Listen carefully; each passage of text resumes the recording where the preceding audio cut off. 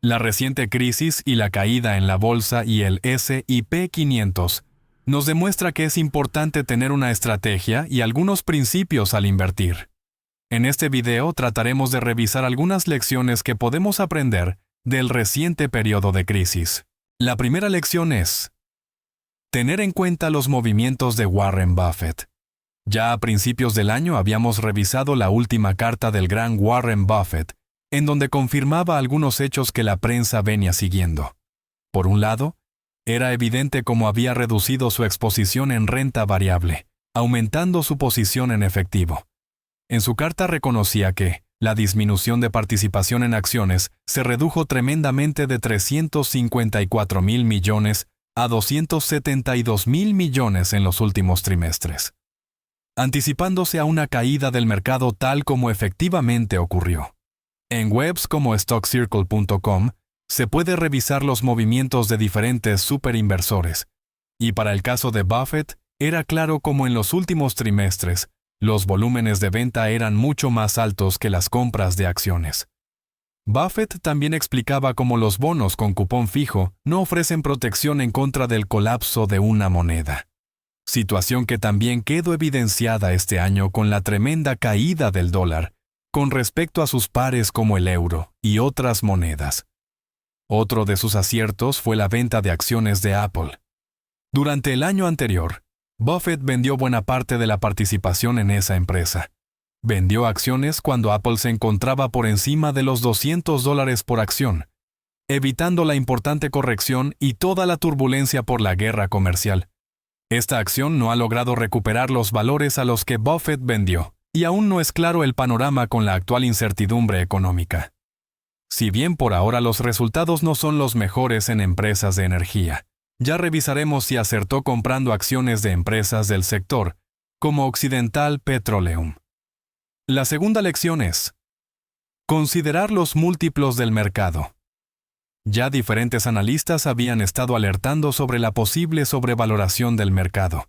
El múltiplo PER Forward del S&P 500 había llegado a finales del año anterior a ratios por encima de las 22 veces beneficios, niveles en donde históricamente, por lo general, se producen caídas y correcciones en el índice.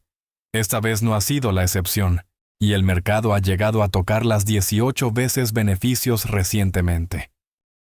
Si bien las valoraciones actuales con PER Forward de 19 veces aún se encuentran por encima de la media de los últimos 20 años, ya son valoraciones más razonables.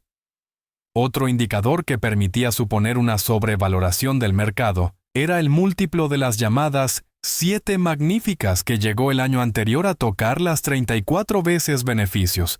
Si bien el múltiplo actual de unas 22 veces es más razonable, aún no es claro si ya se llegó al piso del mercado. La tercera lección es seguir las cartas y recomendaciones de Howard Marks.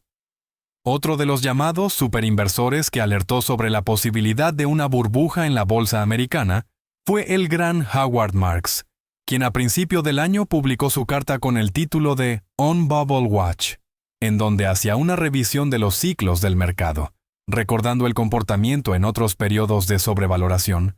En particular, comparaba la situación del mercado con lo observado a comienzos de siglo en la llamada burbuja de las empresas.com, que explotó en el año 2000.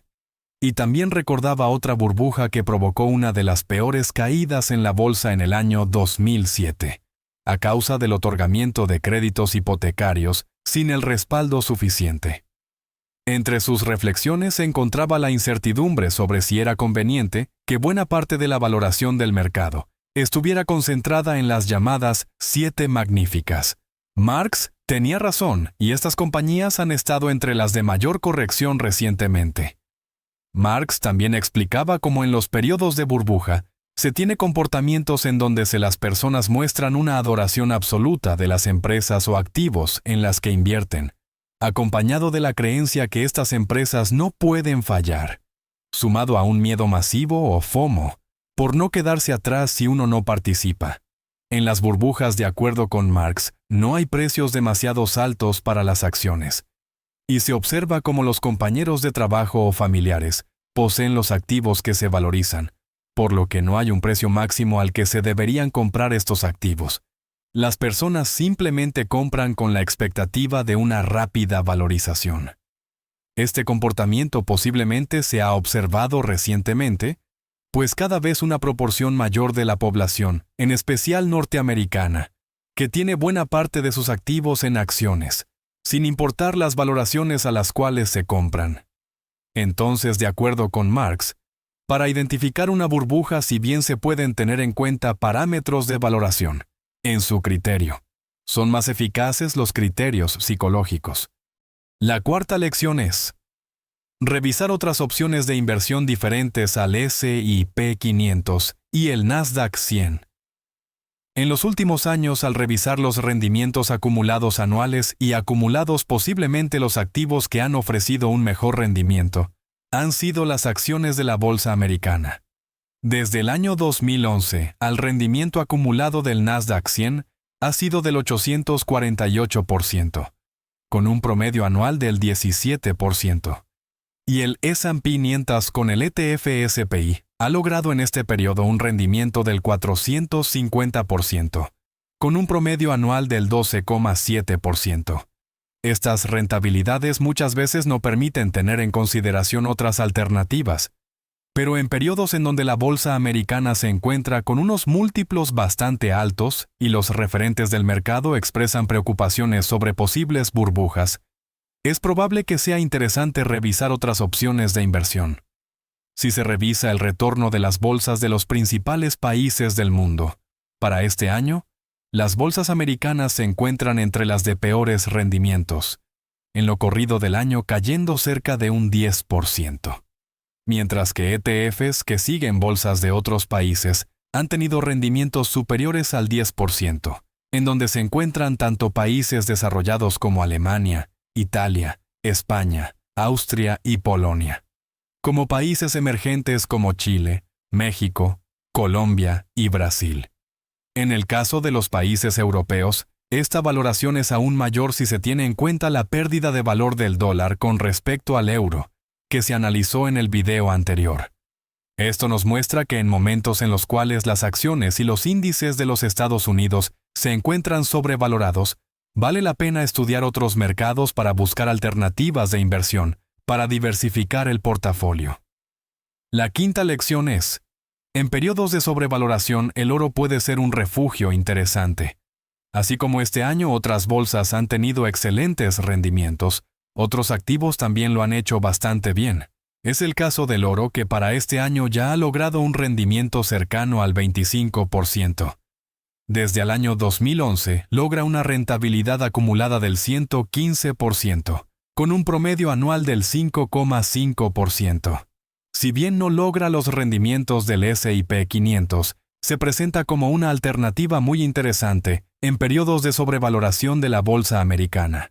En el mercado hay algunos ETFs que siguen el precio de este metal. Incluso hay superinversores como Ray Dalio, quienes sugieren que toda cartera debería tener una parte del portafolio en oro. Incluso si se revisa el rendimiento desde la crisis sanitaria desde el 2020. El oro ya estaría logrando un rendimiento mejor que el del S&P 500, con un retorno acumulado superior al 90%. La sexta lección es: las decisiones políticas sí tienen una incidencia en la bolsa. Si bien algunos inversores sugieren que no hay tener en cuenta la situación política y macroeconómica al momento de invertir, este año nos muestra que el entorno económico y político sí influye en el mercado. Si bien ya se tenían unas altas valoraciones desde el año anterior, sin ninguna duda, buena parte de la crisis actual ha sido causada por el entorno de incertidumbre actual, provocado por las decisiones del gobierno americano. Si hay algo que no les gusta a los mercados, es la incertidumbre y la situación con relación a los aranceles. Ha provocado que los inversores no se encuentren cómodos, y muchos opten por vender y buscar activos con menos nivel de riesgo en periodos de incertidumbre. También es evidente que las decisiones políticas pueden afectar a las mejores empresas. En las recientes semanas se vio como empresas de la calidad de Apple o Nvidia se han visto afectadas por las decisiones del jefe de Estado, afectando sus expectativas de resultados. Para el caso de Apple, posiblemente aumenten sus costos de producción. Y en el caso de Nvidia, afectando posiblemente una cuarta parte de su mercado potencial, que es China. La séptima lección es: hay periodos de tiempo en donde es mejor ser prudente. Si bien recientemente se tiene una tendencia o moda en donde muchos sugieren que se debe invertir en todo momento en el S&P 500 y la bolsa americana, el último año demuestra que, si bien a largo plazo esto puede ser cierto, hay momentos en donde es mejor ser prudente, ya sea acumulando liquidez, buscando otros activos como el oro y otras bolsas, o esperando a tener unos múltiplos más razonables. Referentes del mercado como Michael Burry ya han expresado su preocupación sobre la tendencia de la inversión pasiva, que podría llevar a que se inflen algunos activos que componen la parte alta del índice, como posiblemente ha pasado en el último año. Por lo tanto, si bien la bolsa americana y el S&P 500 es una excelente alternativa de inversión a largo plazo, es importante tener un criterio propio de cuándo es un buen momento para invertir y cuándo es mejor ser un tanto prudente para no quedar un buen tiempo atrapado. Recuerda que en la descripción del video encuentras el enlace del mejor curso para aprender análisis técnico y fundamental para invertir en acciones. Igualmente se encuentra el enlace de la mejor plataforma para comprar acciones de la bolsa, regulada en los Estados Unidos. Si te gustó el video, regálanos un like, suscríbete al canal y comparte el contenido.